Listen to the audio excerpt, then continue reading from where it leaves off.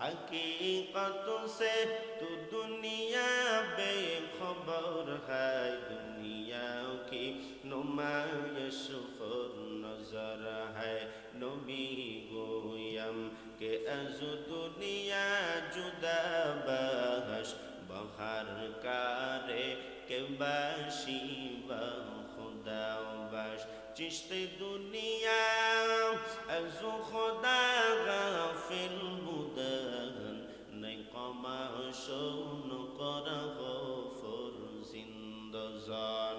সন্তান দেওয়ার মালিক কে? আওয়াজ দিয়ে বলেন কে? হায়াতের মালিক কে? রিজিকের মালিক কে? দুনিয়ার কোন মানুষ যদি রিজিকের অভাব পড়ে, এই অভাব পূরণ করার মতো একজন মালিক আছে, ওই মালিকের নাম হলো আল্লাহ। দুনিয়ার কোন দরবার, কোন কারবার, কোন বাবা নামক বন্ডর কাছে রিজিক জমা নাই। রিজিক যদি তার কাছে থাকতো, নিজের পেটটা পুরানোর জন্য মুরিদ বানাইয়া ছাগল আর গরু তালাশ করতো না।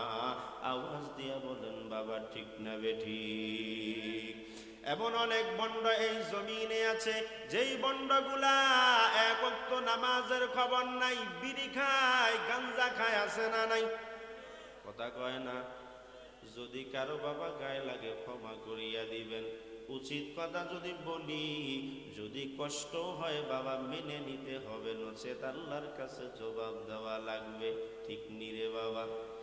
এই জমিনে এমন বহু বন্ড আছে, নামাজের খবর নাই, রোজার খবর নাই। বন্ডকে জিজ্ঞাসা করো, ও বন্ডের দল, নামাজ পড়ো না কেন? বলে নামাজের মতো নামাজ জীবনে একবার পড়লেই হয়, সারা জীবন বুঝি নামাজ পড়া লাগে? নামাজের মতো নামাজ জীবনে একবারে পড়ব। ওই একবারটা কখন পড়বে? কবরে গিয়ানি। কথা কয় না? কবরে গিয়ানি ওই নামাজটা পড়বে। রোজার সময় সব মানুষগুলা রোজা রাখছে, বাবা নামক ভণ্ড বিড়ি খায়। জিজ্ঞাসা করা হলো, বাবা সবাই তো রোজা রাখছে, আপনি কেন বিড়ি খান? বাবা বলে, বিড়ি তো খাদ্য না, এটা খাইলে রোজা ভাঙে না। এরকম বন্ড এই জমিনে বাবা আছে। আপনারা হয়তো দেখেন নাই, আমি অধম গুনাহগার, এই এলাকার সন্তান, মাহফিলের কারণে সারা বাংলার জমিন ঘুরে বেড়াই, বহু জায়গায় সফর করলাম, বহু বন্ডের কাহিনী শুনলাম। রে বাবা, এই জমিনে বন্ডের অভাব নাই, ইমান চোরের অভাব নাই। ওই ইমান চোরগুলা আমাদের ইমান বিক্রি করে করে জমিনে খায়। আমরা অবলা মানুষগুলা তাদের পিছনে দৌড়াই। ঠিক কিনা বলি? কোটি টাকার মালিক হইছে, নিজের বাবাকে একটা বেলা খাদ্য দেয় না, গরু নিয়া বাবার কাছে মাজারে যায়, আছে না নাই? নিজের বাবার খবর নাই, পরা বাবার পিছনে গরু ব্যয় করে, বাবার একটা দিনও খবর নিল না। দরবারে তো গরু নিয়ে গেলা, কিন্তু বাবারে এমন একটা দিন হলো না যেই দিন তোমার নিজের টাকা দিয়া 1 কেজি গরুর গোশত খাওয়াইছু। এরে আল্লাহ পাকের গোলামের দল, মরার পরে মালিকের কাছে কি জবাব দিবে একটু চিন্তা করো না। যেই বাপ তোমাকে জন্ম দিল, ওই বাপের খবর রাখলা না।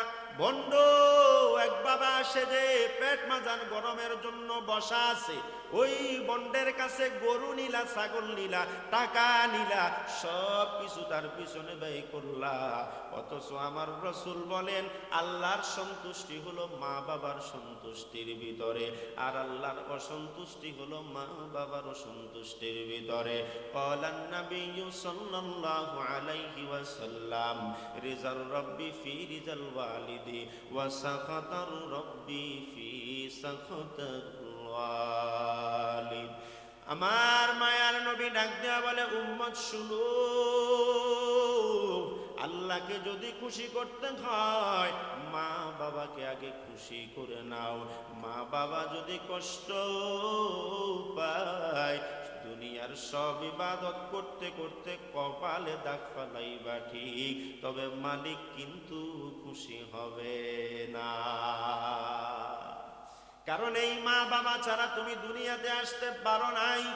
মা কেমন কষ্ট করেছে তোমার তো খবর নাই। ওই প্রসব বেদনা নামক বেদনার মতো কষ্ট মা সহ্য করেছে তোমাকে দুনিয়াতে আনার জন্য। মা জননী জানে কেমন কষ্ট হয়। দুনিয়ার কোন পুরুষ ওই কষ্টটা বুঝার মতো সাধ্য বাবা নাই। আম্মা জান হযরত আয়েশা সিদ্দিকা রাদিয়াল্লাহু তাআলা আনহাকে জিজ্ঞাসা করে, আম্মা জান প্রসব বেদনার কষ্টটা কেমন আপনি বুঝেন কিনা? সাহাবাই কেরাম এমন কষ্ট করার পর মায়ার নবীর বিবি আমাদের আম্মা জান জবাব দেয়, ও সাহাবাই কেরামের দল, প্রসব বেদনার কষ্ট বুঝানোর মতো উদাহরণ এই জমিনে আল্লাহ দ্বিতীয় কোনো কষ্ট রাখে নাই। তবে একটা মুহূর্তের কষ্টকে যদি এক পাল্লায় দাও, দুনিয়ার সব ঘোর অন্ধকারের কষ্টকে যদি এক পাল্লায় দাও, খোদার কসম একটা মুহূর্তের কষ্ট দুনিয়ার সব অন্ধকারকে ভেদ করে নিবে। এমন কষ্ট করার পর এর সন্তান তুমি দুনিয়াতে আসতো, আর ওই সন্তান তুমি মা ছিল না, বাবা ছিল না, নিজের উপার্জিত একটা টাকা মা আর বাবার পিছনে ব্যয় করো না। কোথাকার কোন পণ্ডিতের দরবারে গিয়া পাগল ওই বাবা তোমাকে কি দিয়েছে বলো? এক মুঠো ভাত পর্যন্ত তোমার মুখে দেয় নাই, অথচ তোমার জন্মদাতা বাবা নিজে না খাইয়া নিজে বুকে ভিতরে ক্ষুধার রাখিয়া রাখিয়া সন্তান তোমার বুকের উপরে বাটটা তুলে দিছে। পরিবারের সব মানুষগুলা খানা খায়, ঘরের খানা বড় কম। মা জননী সব মানুষগুলাকে খাদ্য দেওয়ার পর জিজ্ঞাসা যদি করা হয়, বিবি এখনো খাও না কেন? বলে পেটে ক্ষুধা নাই। আসলে মায়ের পেটেও ক্ষুধা ছিল, কিন্তু সন্তান তোমাকে খাদ্য খাওয়ানোর জন্য মা নিজের মুখের উপরে খাদ্যটা তুলে নাই। আজ ওই মা আর বাবাকে বলিয়া পাগল হইছো কার পিছনে? মাওলা পাকের কাছে জবাব দিতে পারবি না। মাওলার কাছে দাঁড়াইয়া জবাব দিতে বড় বিপদে পড়িয়া যাইবি। এখনো সময় আছে, সংশোধন হও। বাবার পিছনে দৌড়াইয়া ইমানটাকে নষ্ট করিও না, শিরকের মতো কঠিন গুনাহ করিও না। আল্লাহ পাকের গোলামি করো, নবীর ইত্তেবা করো, নবীর অনুসরণ করো। এর মাধ্যমে আমার আল্লাহ যদি খুশি হয়, জমিনে কোটি টাকার মালিক আল্লাহ বানাইয়া দিবে।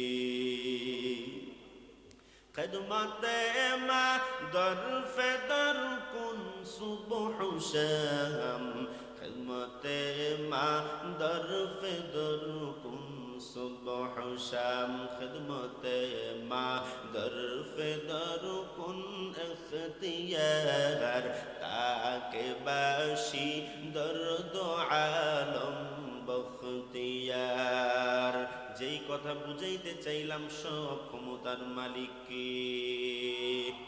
দুনিয়ার কোন মানুষের আল্লাহর উপরে ক্ষমতা হতে পারেনি। কথা কয় না আওয়াজ দিয়া? সব ক্ষমতার মালিক কে?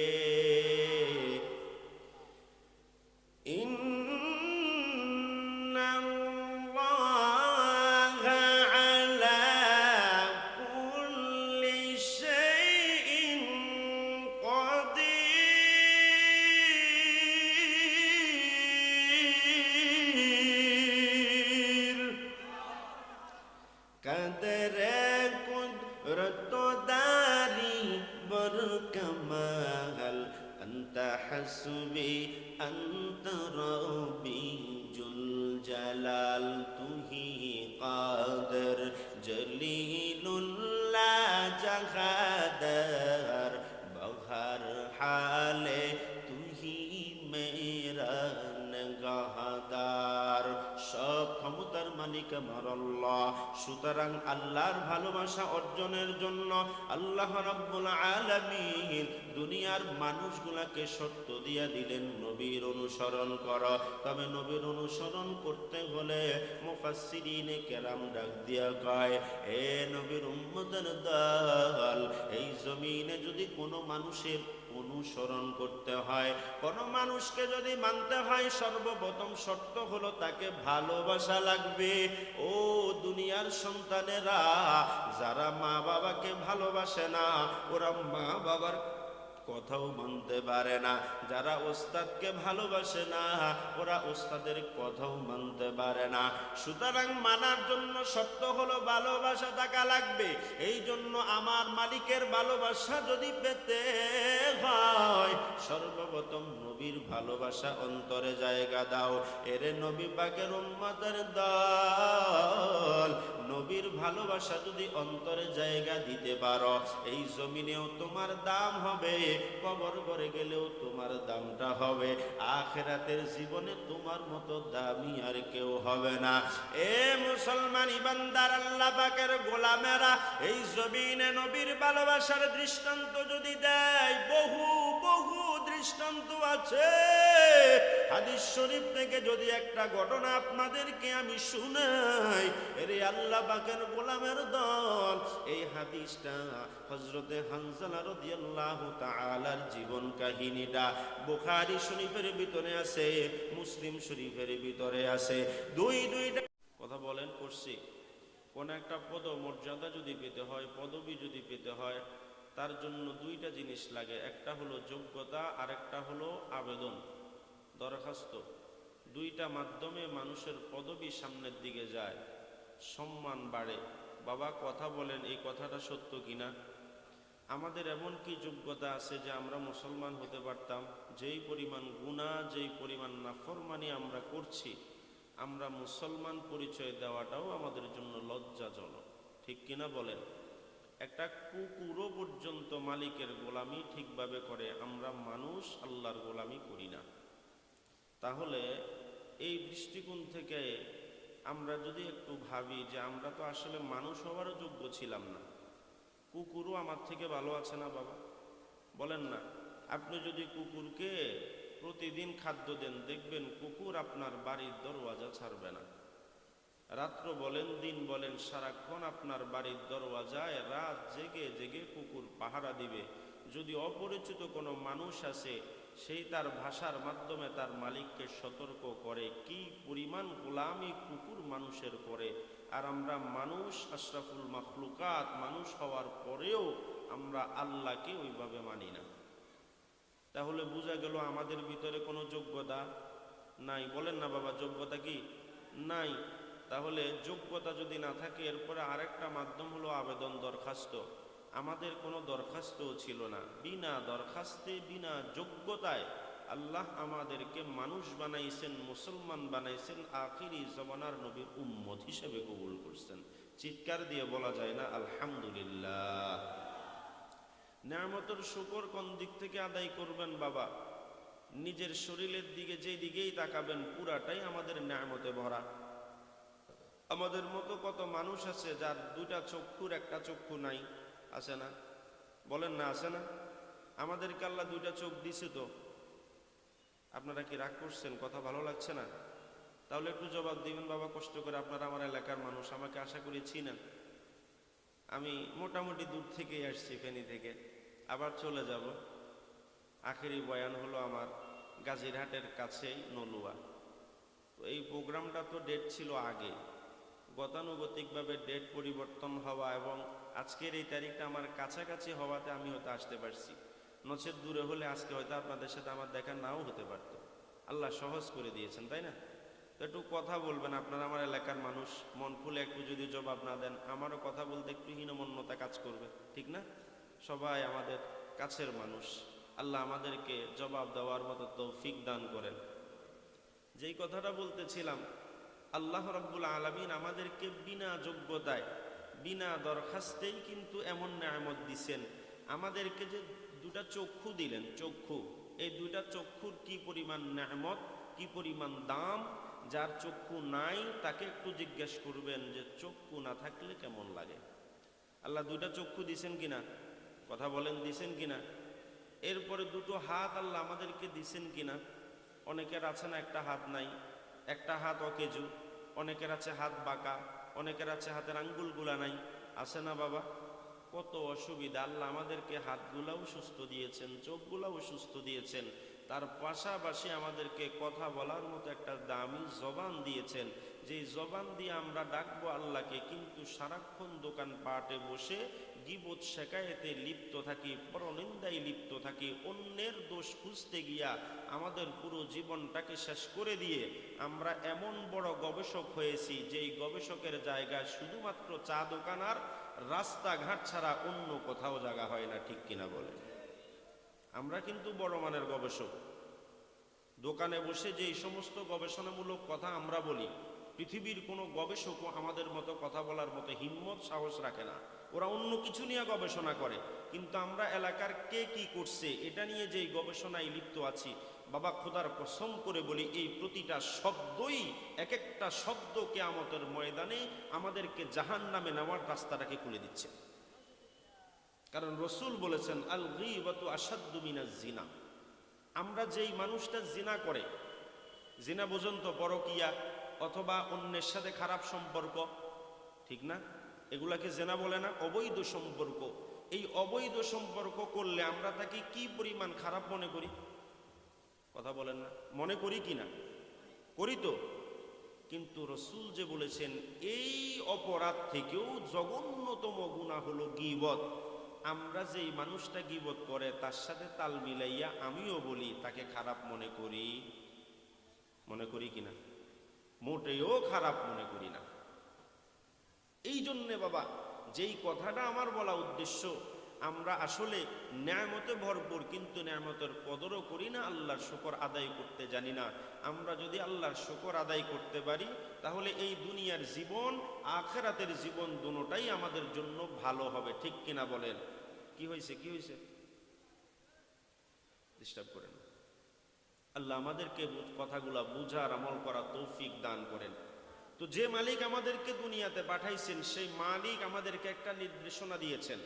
আমরা সব মানুষগুলা ভালো কাজ করি আর খারাপ কাজ করি, অন্যায় করি অথবা নেক কাজ করি, প্রতিটা মানুষ চায় যে আমি আল্লাহর ভালোবাসাটা পাই। এটা চাই কি চায় না? যে মানুষটা জীবনে এক ওয়াক্ত নামাজও পড়ে নাই, সেও চায় আল্লাহ আমাকে ভালোবাসুক, চাই কিনা বলেন না? সে মানুষটাও আল্লাহর প্রিয় হতে চায়। হিন্দু, বৌদ্ধ, খ্রিস্টানও আল্লাহকে না মেনেও চায় আল্লাহর ভালোবাসাটা সে পেয়ে যাক, চাই কিনা? আল্লাহ রাব্বুল আলামিন বলেন, বান্দা তুমি তো ভালোবাসা চাও, তাহলে ভালোবাসাটা কোন পথে সেই কথাটা একটু শোনো। আল্লাহ বলেন, কুল ইন কুনতুম তুহিব্বুনাল্লাহ